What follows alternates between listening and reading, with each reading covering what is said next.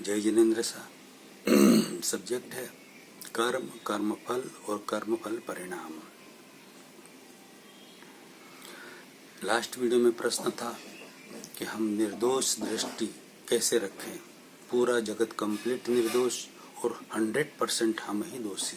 पूरा जगत 100% निर्दोष। भगवान महावीर स्वामी की जो दृष्टि है निर्दोष, कंप्लीट निर्दोष दृष्टि, तो वैसी दृष्टि हम कैसे रखें। यानी कि भगवान महावीर स्वामी के पैरों में चंड कौशिक सर्प डंस दे रहा था। ये दिख रहा है कि वो बुल कर रहा है, तो भी भगवान की दृष्टि उसके ऊपर निर्दोष थी ना। उसको दोषित देखा क्या? नहीं देखा। उस पर संभाव रखा, समता रखी ना, रखी, समता रखी, संभाव रखा। कोई भाव बिल्कुल नहीं किया। यदि वो भाव या अभाव करते तो उनके कर्मों का बंधन हो जाता था।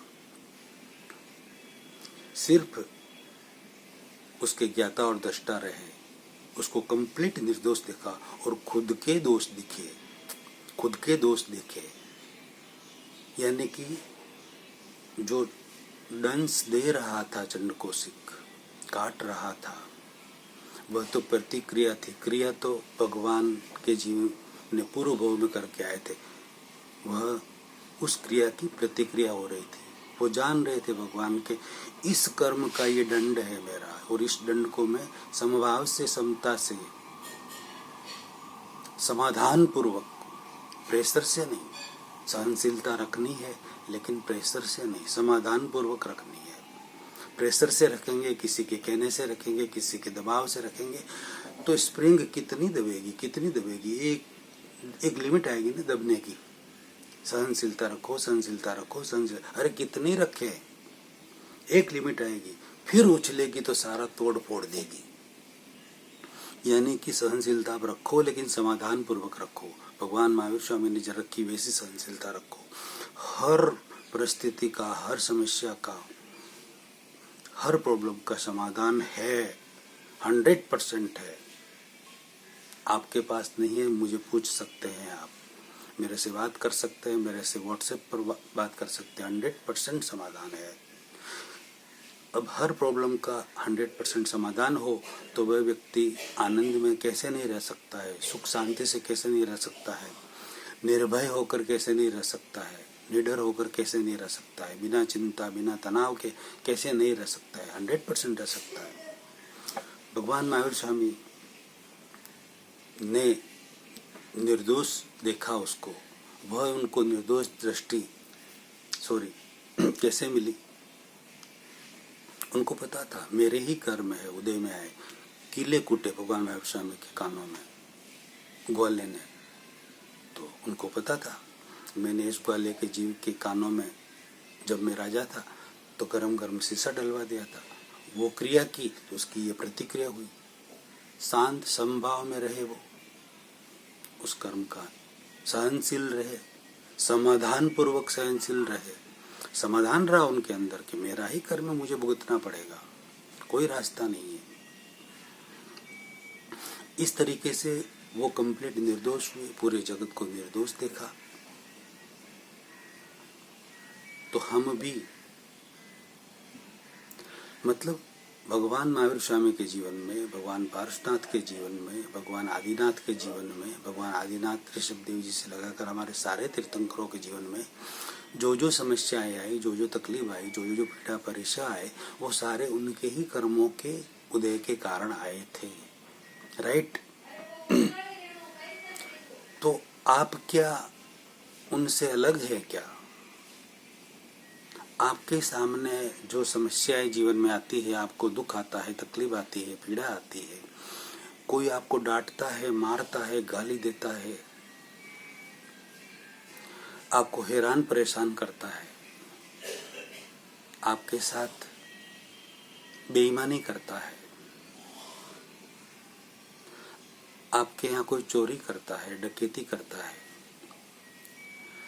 कोई आपके साथ माया कपट करता है,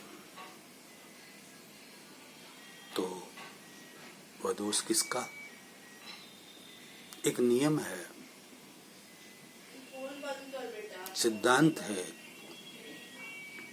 वह सिद्धांत यदि आप समझ लें तो 100% खुद के दोष दिखने चालू हो जाएंगे और सामने वाला कंप्लीट निर्दोष दिखेगा। वह सिद्धांत यह है कि भुगते उसकी भूल, जो भुगते उसकी भूल। आपके मन में प्रश्न होगा कि यार जो भुगतता है उसकी भूल कैसे हो सकती है? प्रश्न हो सकता है। कोई मार रहा है, गाली दे रहा है, कोई कुछ भी कर रहा है अशुभ, तो भुगत कौन रहा है? मैं। जैसे तो मेरी ही भूल, वो मार रहा है तो उसकी भूल है ना, वो मार रहा है मेरे को, वो गाली दे रहा है, सामने दिख रहा है। नहीं, ये सिद्धांत है। जो भुगतता है उसी की भूल है। वो भुगत क्यों रहा है?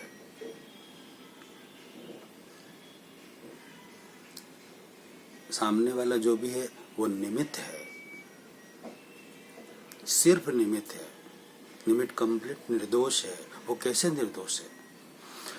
आपके अब जैसे भगवान महावीर स्वामी के कानों में कीले कूटे उस ग्वाले ने, तो भगवान को तो पता था इसलिए वो समता में रह सके। लेकिन भगवान हमें भी बता के गए हैं कि आप भी कंप्लीट पूरे जगत को निर्दोष देखना, निमित्त को कंप्लीट निर्दोष देखना और खुद के दोष देखना, सब ये भगवान हमको बता के गए हैं। हमारे शास्त्रों में भी लिखा हुआ है। महाराज साहब व्याख्यान में फरमाते हैं ना, हमारे ही कर्मों का फल है ये। हमें समता और समभाव में रहकर उसे समाधान पूर्वक सहन करना है, फरमाते हैं ना। सॉरी। यानी कि जो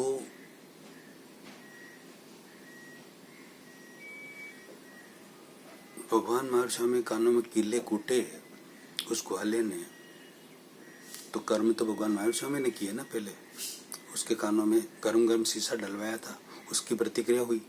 अब निमित्त कौन बना? ग्वाला बना। उसी तरह चंद्र कौशिक बना, डंस दे रहा है अलग कर्म के प्रतिक्रिया के रूप में। तो निमित्त ग्वाला बना, सामने लोगों को दिख रहा है कि वो कानों में कीले कूट रहे हैं। ये ध्यान से सुनना बात को। कीले कूटे जा रहे हैं, कोई भी देख रहा है, सबको लगता है कि ये ही गुनहगार है, ये ही दोषित है। भगवान तो निर्दोष है। साम वो तो अपने ध्यान में खड़े और ये व्यक्ति कानों में कीले कूट रहा है, ये ही दोषी है। कोई भी देखेगा तो ऐसे ही कहेगा।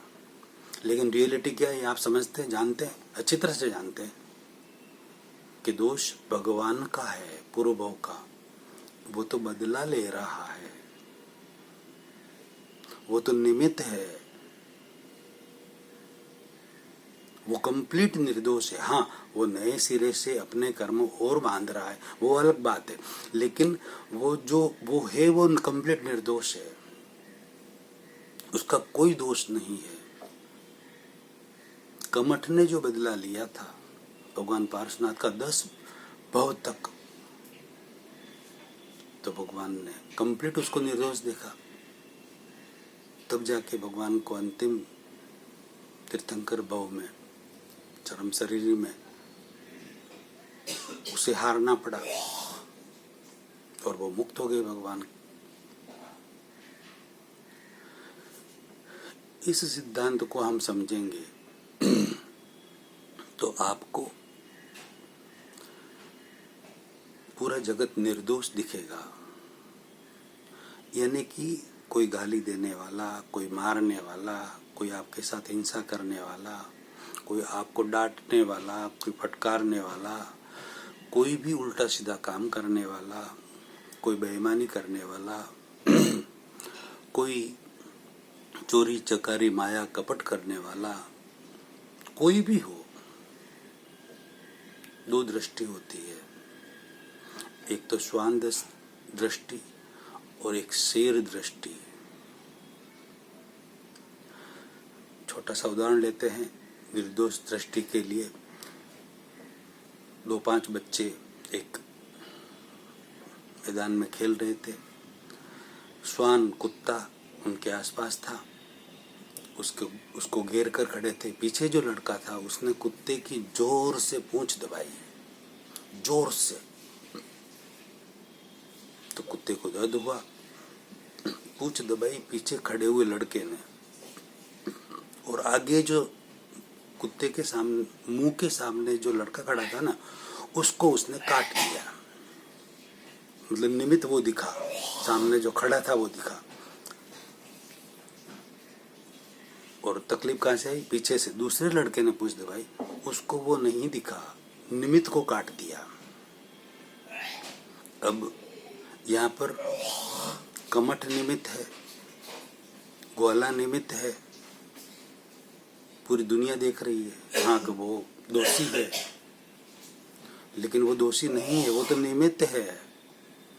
यानी कि जिसकी श्वान दृष्टि होगी वह निमित्त को काटेगा, निमित्त को काटेगा, निमित्त को मारेगा, निमित्त को पकड़ेगा, निमित्त को सजा देगा, निमित्त को डांटेगा, फटकारेगा, गालियां देगा, उठा के कुछ भी करेगा, निमित्त को ही।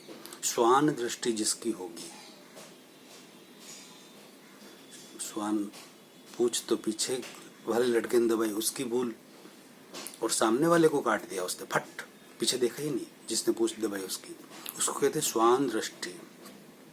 दूसरी दृष्टि होती है शेर दृष्टि, शेर दृष्टि, सिंह दृष्टि। गोली चलती है सिंह के ऊपर, तीर चलता है, तो गोली कहाँ से चली? तो शेर होता है ना, वो आपस में इधर उधर ताक झाक नहीं करता, जहां से गोली आई है। मतलब जड़ मूल किधर है समस्या का?